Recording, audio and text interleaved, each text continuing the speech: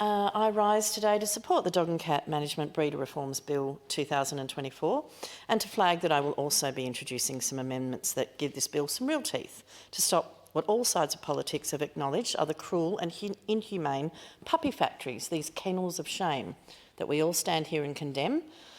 But while this bill has multiple aims, and most, if not all of them, I agree with in spirit, I differ very much regarding the exact letter of the law that is being proposed here in this bill today. The bill proposes, of course, a breeder licensing scheme that requires adherence to a strict set of standards. I'm not sure how strict those standards are. To limit the number of fertile female dogs, a breeder may own and cap the number of litters a mother dog may have across her life. And I'll have more to say about that later, Mr. President. Mandatory reporting will be required for each litter and licensing requirements will be toughened. That is welcome. No longer will an interstate operator convicted of animal welfare offences be allowed to simply shift across a border and resume their vile operations. Again, a welcome move. Fines will be increased up to $10,000 for breeding animals without a licence or contravening the terms and conditions put on those licences. Licences will also be able to be suspended or cancelled if and when required. Another welcome change. Also, a significant strengthening of the penalties for dog attacks and for dogs who have been allowed to wander. While we all love our companion animals, we have a duty and responsibility to ensure that they are safe, protected from cars or attacks from other dogs, and indeed that they do not cause a menace and threaten or harm other animals, other species, and indeed humans, especially children who are often the most vulnerable to dog attacks, purely because of their size and the fact that they're often at eye and teeth level. Now, instead of a maximum $2,500 fine, serious injuries or death caused by dog attacks will now be up to $25,000 or up to $50,000 from $10,000 if that dog was already known to be dangerous and subject of a dangerous dogs order. There's simply no excuse for allowing your dog to roam and attack other dogs, animals or people. New wandering dog orders will be introduced to address dogs that continually escape and wander, and these will impact on owners as well, including giving directions for steps to be taken to secure dogs and to attend training if required. These changes send a very strong message, and I applaud that message. The bill makes amendments to some technical aspects of the Act to provide new definitions and to streamline the operations of the Act. The number of members of the Dog and Cat Management Board will be reduced from 9 to 7, and the reporting deadline will be adjusted to line up with other reporting schedules as well. The online registration scheme, Dogs and Cats Online, DACO, will be enhanced, and particular provision will be made to allow for information sharing from that database, especially when there's a risk of harm occurring. The bill will further allow councils to streamline their management of dog and cat management and integrate it into their ongoing planning, undertaken to simplify matters and make things easier for consumers and companion animal owners. One of the changes I certainly applaud, that is very long overdue, is the change in the requirement for retired ex-racing greyhounds to have to be muzzled in public. This is consistent with other states and is supported by the evidence that ex-racing greyhounds who have since been adopted and have a suitable temperament aren't at risk to other dogs or to people. It will reduce in some of those remaining barriers to the adoption of these beautiful animals. Now, I have no issue with those sensible, needed reforms, but I do take issue with the government's major election promise that is in this legislation. Namely, prior to the election, when in opposition, the Malinauskas, now government, promised to take action to ban puppy factories. 2 years after their election promise to shut down puppy farms or puppy factories, the government has finally brought legislation to this place. It's now 3 years, well over 3 years since that promise was made. We debate it here in this House.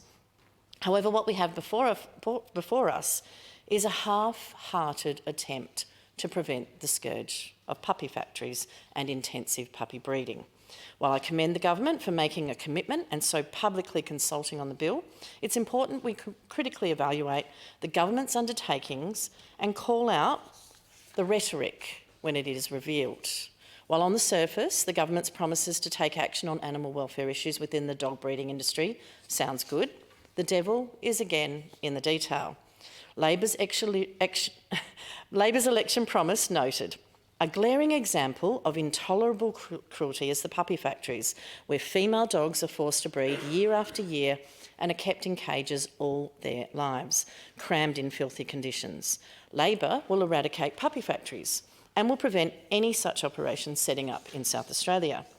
The promises went on. A Malinauskas Labor government will ensure standards governing commercial breeding of companion animals in South Australia are at least as strict as any jurisdiction in the nation, so there is no incentive for unscrupulous operators to move here to establish their cruel operations. Furthermore, they stated they would, quote, introduce a cap on dog numbers in commercial breeding facilities and a limit on how many litters a dog can have. Introduce a limit on the number of breeding females in commercial kennels to be no more than the most strict state in Australia. Rather than being the strictest state in Australia, we've aspired to be average. And it is underwhelming when you look into the detail. Now, it's interesting that these promises are no longer available online and they have been removed, although I do thank the Liberals for their website that keeps a track of those promises. Of course, I printed them out at the time and have a folder in my office should anyone like a copy. But we do know the internet never forgets as well, and the Wayback Machine is a very useful thing. I do acknowledge that a limit to the number of fertile female dogs was put in place in 2022, but the reality is that far from stopping intensive puppy breeding factories, that limit allows up to 50 fertile female mother dogs per breeder. 50 per breeder. This is far and away beyond what is considered appropriate by the experts in animal welfare, including Animals Australia and the RSPCA, a hard-working charity that must time and time again be at the coalface of investigating and prosecuting those people who cruelly mistreat or neglect animals. Sadly, far from stopping puppy factories, this bill actually gives the green light for unscrupulous and greedy breeders to exploit up to 50 dogs at any one time and profit from the misery they create as they pump out litter after litter until they are worn out or discarded.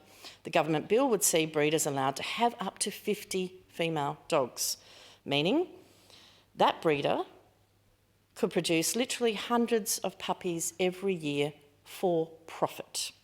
Puppies need love and puppies need care, and there is no way a breeder, a cottage rather than a factory breeder, can adequately care and appropriately socialise that many dogs, literally hundreds of dogs each year under the current proposal in this bill.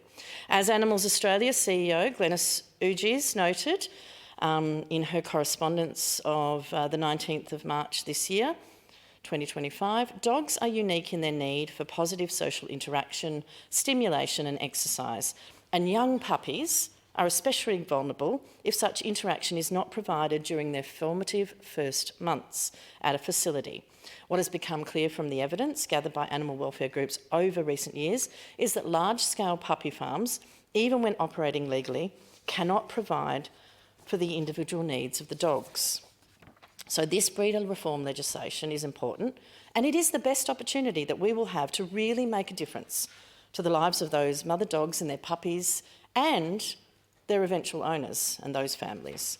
My amendments would make this legislation truly fit for purpose, truly keep the promise that was made to the South Australian people, and force the government to get real about their promise to stop these cruel puppy factories.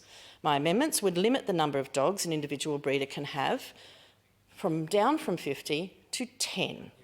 It will follow expert veterinarian opinion and limit the number of litters from 4 per dog to 4 per dog instead of 5. And it will ensure the out-of-date standards and guidelines can be reviewed and publicly consulted on.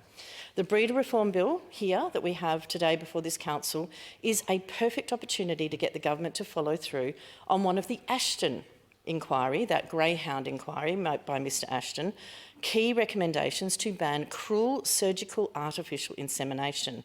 It is highly invasive, unethical and causes significant pain to female dogs. It is illegal already in some EU countries, including Norway, Sweden, the Netherlands, and it was banned in the UK way back in 2019.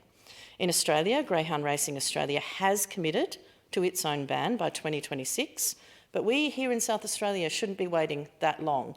It was a review recommendation fully accepted by the government of the Ashton report, and certainly I understand the government will have something to say with regards to the movements here in South Australia of Greyhound Racing SA, but the dogs shouldn't have to wait until people and organisations are doing this of their own volition when we have an opportunity here now, like those other parliaments have done, to ban this cruel practice in this debate. The bill, of course, provides the perfect opportunity to take action now. And while this is particularly pertinent to South Australia's greyhounds, it isn't just confined to that breed. It's particularly problematic when used on flat-face breeds such as French bulldogs. These dogs face high risk for anaesthesia due to their constricted airways. The rationale, the belief that it generates large litters, has actually been debunked by studies, including a 9-year study from New Zealand of 1,146 dogs that showed no difference in the whelping rates of this process, while other studies confirm that risks to dogs are much higher than when conventional artificial insemination is utilised, a much commoner and much safer procedure that is widely used worldwide and, of course, including in humans. Surgical artificial insemination is a complex and potentially dangerous procedure that involves anaesthetising a female dog, cutting through the abdomen and into the uterus to then inject semen directly into that uterus. The procedure is highly invasive and presents an unacceptable level of risk to dogs. Greyhounds are particularly at risk due to their enhanced susceptibility to the effects of anaesthetic and a breed-specific tendency to be at greater risk of blood clotting failures if they suffer a bleed related to that surgery. While the practice has become common, in part due to the belief that it leads to these larger litters, alternative measures, such as transcervical insemination, are widely used with a much lower risk of side effects or complications, and the dogs remain fully conscious and don't require surgery. We have laws in this state that ban the eating of dogs and cats. We have privileged these particular companion animals because that is the standard that South Australian community expects. And while perhaps the banning of eating the cats and eating the dogs was a portent of a rejection of Trump-style politics way back in the day by a former Attorney General, I hope that we can lead the way again on this piece of legislation when it does come to cats and dogs.